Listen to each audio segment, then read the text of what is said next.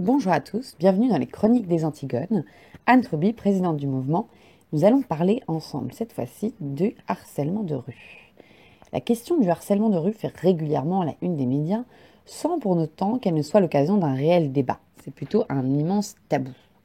Il avait d'abord été question du quotidien inacceptable des femmes du quartier de la Chapelle-Pajol, puis les médias ont été obligés, par les réseaux sociaux, à s'intéresser aux agressions sexuelles du Nouvel An à Cologne en 2016, un petit coup d'éclat dont les médias se seraient bien passés. Le point commun de ces affaires, c'est un débat qui se crispe sur des positions parfois caricaturales. D'un côté, le grand coupable, c'est l'homme blanc hétéro cisgenre, de l'autre, c'est la figure quasi animalisée de l'immigré.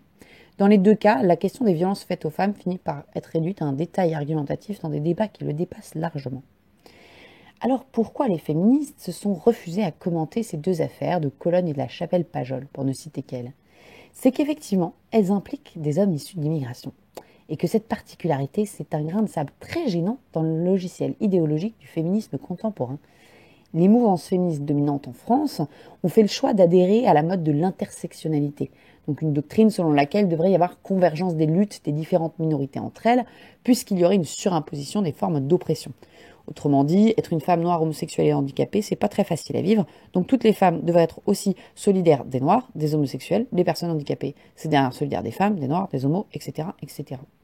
Le résultat, c'est que face à ces faits divers, les féministes bottent en touche à grands coups d'arguments rhétoriques faciles. Le premier de ces arguments, c'est que la majorité des viols et agressions sexuelles en France sont le fait de personnes connues de la victime, généralement issues de son entourage. Autrement dit, les agressions de rue sont un micro-phénomène. Nous ne nous en occuperons pas.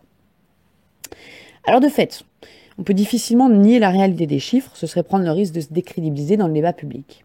Alors non, la majorité des agressions sexuelles en France, ce ne sont pas le fait de personnes issues d'immigration. Elles sont bien, dans leur grande majorité, le fait de personnes tout simplement issues de l'entourage de la victime, quelle que soit leur origine.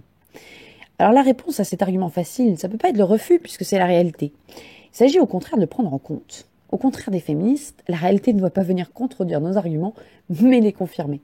Donc, face à ces arguments plutôt, la meilleure stratégie, c'est encore d'acquiescer gravement, de souligner la diversité des formes d'agression dont les femmes font les frais, et puis surtout de rappeler que ces violences, y compris celles que les féministes passent volontiers sous silence.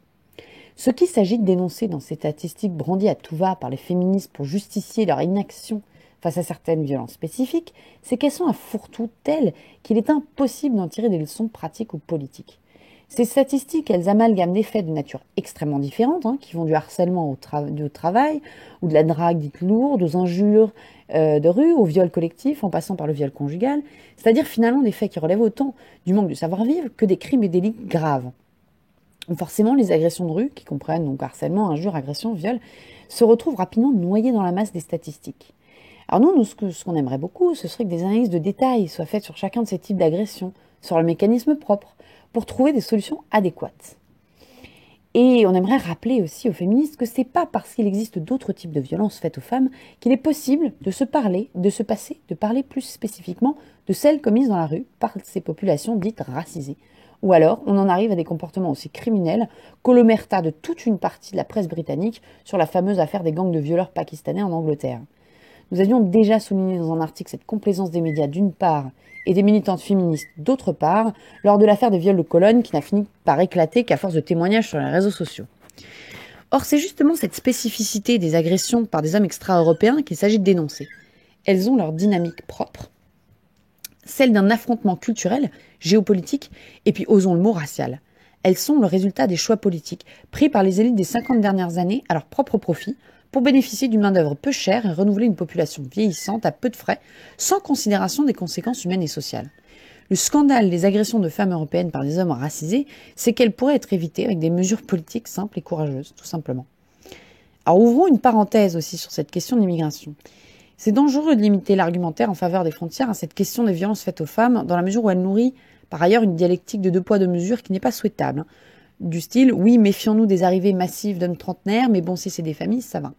C'est faux et c'est dangereux, dans la mesure où ce qui est en jeu, c'est non seulement la violence envers les femmes, mais plus largement la cohésion de notre corps social, qui est à la fois culturelle et charnelle, et que l'arrivée massive de populations exogènes, quelle qu'elle soit, et quel que soit leur degré de civilité, met en danger. Fin de parenthèse. Alors de fait, cette question du harcèlement de rue relève plus largement de l'affrontement de deux mondes.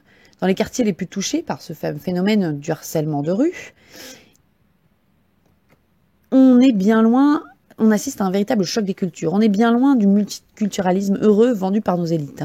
La vie s'y organise en communautés séparées, qui regroupent des individus selon 3 critères, qui se surimposent avec plus ou moins de complexité selon le niveau de mixité du quartier. C'est la religion, le pays d'origine, l'ethnie. Ce ne sont pas des individus isolés, mais des groupes culturels à part entière, qui s'opposent à la culture française, et plus largement à la culture et au mode de vie occidental. Alors la violence de ces populations fraîchement débarquées en Europe à l'encontre des femmes est hautement symbolique. Elle relève d'une vision du monde qui n'est tout simplement pas la nôtre. Ces populations sont issues de cultures qui certes reconnaissent une différence entre les sexes, mais pour autant portent une vision beaucoup plus réductrice et manichéenne de leur rapport réciproque que la vision occidentale. Nous nous devons d'entretenir, d'approfondir et de défendre au contraire toute la beauté et la richesse des réponses qu'apporte notre culture européenne à ces questions.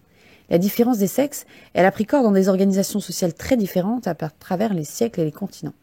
Et la tradition européenne, elle, a fait le choix historique de considérer le rapport entre les sexes sous l'angle d'une complémentarité fructueuse et féconde et d'accorder à chaque époque, à chaque pays, mais également à chaque personne, une marge de liberté énorme dans le vécu de cette complémentarité. Et c'est ce choix de civilisation qui lui a permis de donner une si belle place d'ailleurs aux femmes à travers son histoire. Cette vision riche et profonde des rapports entre hommes et femmes qu'il nous faut défendre à tout prix.